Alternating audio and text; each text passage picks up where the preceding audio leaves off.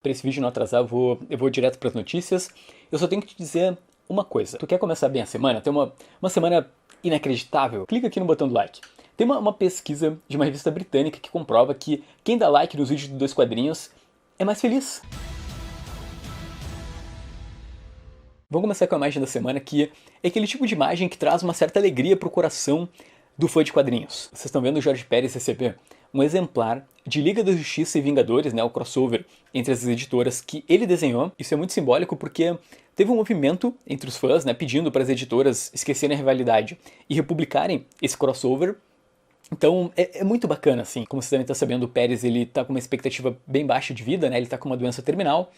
Então, cara, é o tipo de imagem que a gente fica muito feliz, assim. A má notícia é que foram impressas só 7 mil cópias, então lá fora, cara, lá no eBay, tipo, o gibi tá sendo vendido por uma grana. Aqui no Brasil, a Panini já disse que não vai dar para republicar, porque foi uma iniciativa feita para caridade, todo o lucro vai para uma fundação, que o Jorge Pérez é fundador, e que ajuda quadrinistas, então, se tu tem essa edição, parabéns, parabéns. Vou falar de lançamento porque nessa semana rolaram vários anúncios de editoras através das lives do Fora do Plástico no YouTube. E, cara, tem um gibi que me deixou muito feliz, mas de novo gerou uma polêmica aí nas redes sociais. No segundo semestre desse ano, a Panini Comics pretende publicar o ônibus do Authority no Brasil. Cara, que legal.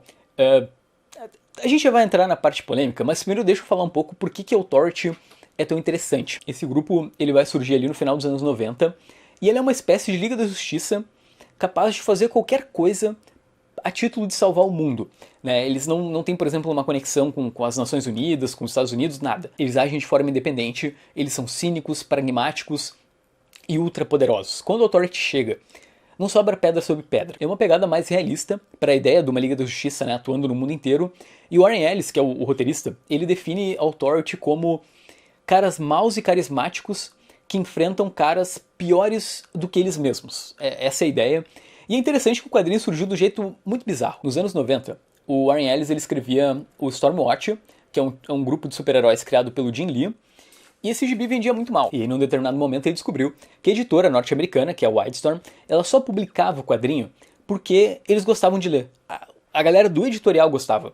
Então ele pensou, cara, eu vou perder meu emprego, eu preciso lançar isso aqui de outro jeito, né? Aí vai surgir o Authority, né, que são basicamente os mesmos personagens do Stormwatch, né? Alguns morrem e ele pega só os que ele criou, e acaba que esse gibi, ele vai ditar o que vai ser o quadrinho de super-heróis a partir dos anos 2000, né? Como se ele nos livrou de toda aquela ideia da Image, anos 90, e ele vai olhar para o futuro, né? Vocês podem ver que o Supremos é completamente baseado na ideia do Authority, né? Então acabou sendo muito influente, e essa publicação acabou gerando, de novo, aquele mesmo debate sobre os ônibus no Brasil pela Panini. Então, eu vou dar minha opinião, né? Muita gente tá criticando a editora por lançar nesse formato, né? Tem uma galera que, tipo, detesta ônibus, não só pela dificuldade de leitura, né? Porque é bem grande, e ao mesmo tempo pelo valor, né, cara? Porque, por exemplo, esse ônibus do Authority, ele tem mais de 1000 páginas, né? A gente não sabe o valor ainda, mas ele com certeza não vai ser muito barato. É claro que eu preferi o Authority em capa cartão, de novo, ou, sei lá, um capa dura, oversize, porque eu acho que merece, sabe? É um gibi de alto nível, é um gibi que realmente mudou a indústria, né? E ele já foi publicado 2 vezes, no formato simples no Brasil. Primeiro, a Devir lançou, e eu até tinha as edições, depois a própria Panini republicou nesses 4 volumes que eu tenho aqui. É claro que eu preferia que saísse nesse formato mais acessível e mais gente pudesse ler, né? Porque é um puta quadrinho legal. Só que eu lembro que na própria época que foi republicado pela Panini, né, quando o Levi estava na editora, ele mesmo chegou a comentar que não vendeu bem, sabe? Não foi um sucesso nem nada, tanto é que só saiu o Authority principal, né? Tem um monte de sequência depois e não saiu mais nada. Então eu vejo muito esse formato ônibus como algo, uma forma da Panini trazer quadrinhos que não são muito populares. Cara, eu aposto que boa parte da galera que tá assistindo esse vídeo não sabe que gibi é esse. E é normal, assim, eles não são a Liga da Justiça, eles não são o Homem-Aranha, o Batman. O que eu acho ruim é quando a Panini lança, em formato luxuoso, quadrinhos que são populares, né? Tipo, sei lá, um Homem-Aranha novo, né?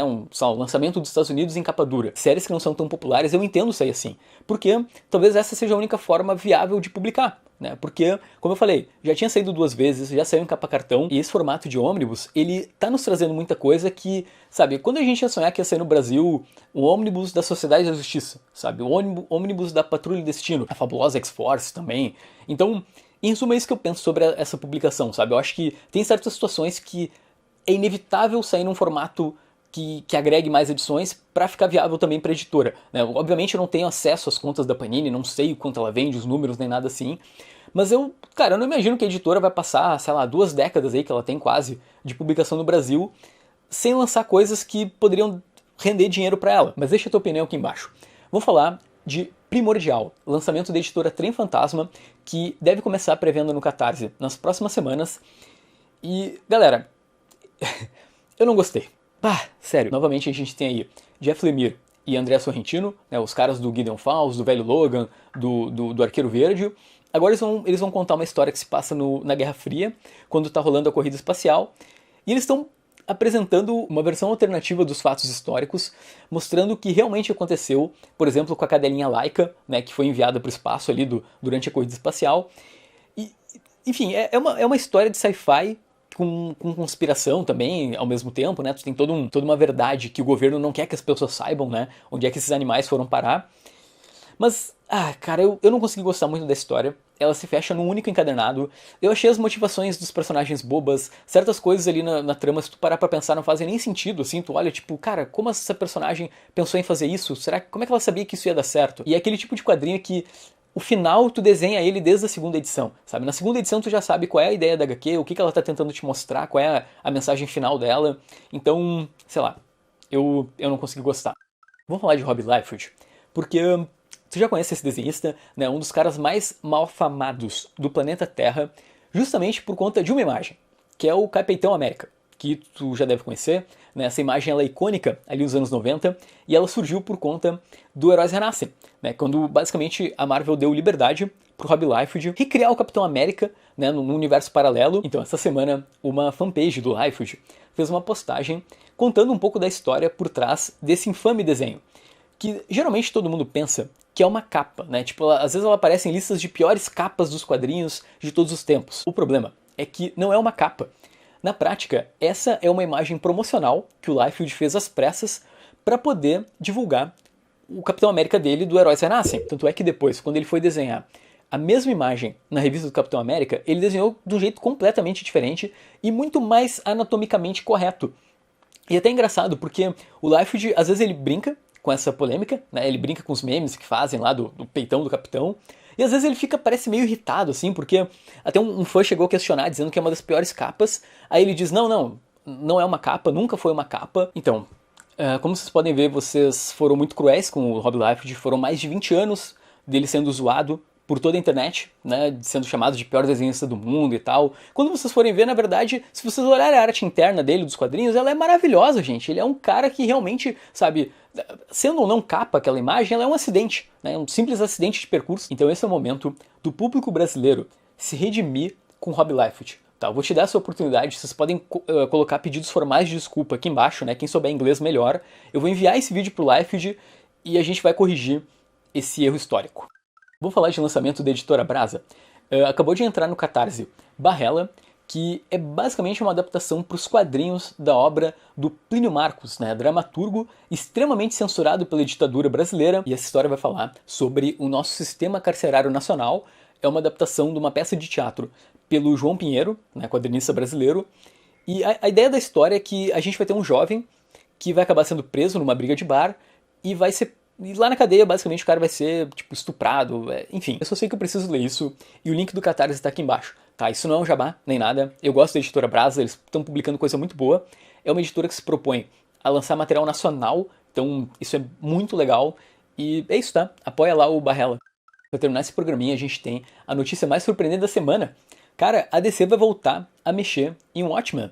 Sim, tu deve estar sabendo disso, né? Eu noticiei há algumas semanas, mas vai ter um Flashpoint Beyond. Uma continuação direta da história do Flashpoint, escrita pelo Jeff Jones de novo, mas aí com outros roteiristas e vários desenhistas. E essa semana saiu o preview desse gibi, que vai ser publicado em abril. Galera, esse gibi vai mexer com muita coisa. Assim, de início eu achei que ele ia ser só um caça-níquel safado. Agora eu concluí que ele vai ser um caça-níquel mais safado ainda, porque se vocês forem ver nas imagens, aparece o Mímico e a Marionete, né, personagens que surgiram lá no relógio do juízo final. Atenção, pequeno spoiler, tá, do lado da HQ, mas também aparece o Clark, que é essa espécie de nova encarnação do Dr. Manhattan, inspirada no otimismo do Superman. Além de alguns conceitos ali como omniverso, multiverso, tudo isso é citado nesse novo preview. Eu fico feliz, sabe? Porque o Geoff Johns ele tem mandado muito bem quando vai mexer em Watchmen, né? Ele trouxe uma continuação que eu acho que pouca gente reclamou. E ao mesmo tempo, isso é mais uma chance da Panini publicar no Brasil Flashpoint, né? Então é um quadrinho que está fora de catálogo há um tempão e é uma bela de uma história. Para acabar esse programa, eu quero te desejar a melhor semana de todas, tanto tu clicado no like, não clicado, tomara que a tua semana seja muito boa. Quero mandar um abraço para todo mundo que apoia o Dois Quadrinhos no Catarse, galera que participou do clube de leitura sobre Cavaleiro da Lua, que a gente fez agora nesse final de semana, e eu já estou planejando os próximos 2 clubes de leitura com convidados especiais, e eu vou divulgar aí na agenda do canal. Agora comenta aí embaixo se tu tá com medo da DC mexer de novo em Watchmen. Eu tô tranquilo, sabe? Acho que na mão do Geoff Johns a coisa tá andando, então, sei lá, não tenho muita preocupação. O que tu acha da polêmica do Authority? Tu concorda com o formato Omnibus? Porque eu entendo que é uma situação que, cara, vai agradar uma parcela dos leitores, outros não vão curtir tanto. E é isso, tá? Boa noite. Boa noite.